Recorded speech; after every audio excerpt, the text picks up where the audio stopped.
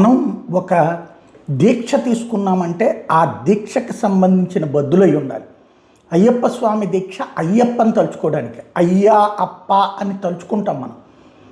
స్వామి శరణం అయ్యప్ప అని ప్రత్యేకించి శరణు ఘోష చెప్పుకుంటాం.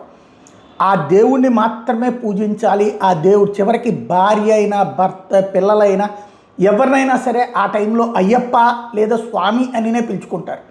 అంతటి ఇంపార్టెంట్. స్వామి మీద మాత్రమే కాన్సన్ట్రేట్ చేయాలి. నీ ఉద్యోగం నువ్వు చేసుకో, నీ వ్యాపారం నువ్వు చేసుకో, కానీ ఆ స్వామి పేరుని ఇలాంటి పిచ్చ పని చెయ్యొచ్చా? అయ్యప్ప కొండ మీదకి వెళ్ళేది ఎందుకు? నీకు సంబంధించినటువంటి దీక్ష. అలా కాకుండా తిరువురు నియోజకవర్గానికి సంబంధించినటువంటి ఎస్టీసీఎల్ అధ్యక్షుడు బూక్య రాము ఆధ్వర్యంలో ఎవరైతే శబరిమలకి వెళ్ళినటువంటి వాళ్ళు అక్కడే వెళ్ళి నువ్వు దేవుడిని నేను మా జగన్ బాగుపడాలని కోరుకున్నానంటలో తప్పులేదు, కానీ అయ్యప్ప భక్తులతో కలిసి జగన్ ఫ్లెక్సీతో కొండ మీదకి పాదయాత్రగా వెళ్ళడం అన్నటువంటిది అది గొప్ప అనుకుంటున్నారు వాళ్ళు. నా దృష్టిలో ఆవేదన కలిగించే అంశం. తిరుమల కొండ మీదకి మేము రాజకీయంగా వస్తామంటే ఎట్లాంటి తప్పు, అక్కడ కూడా అట్లాంటి తప్పే.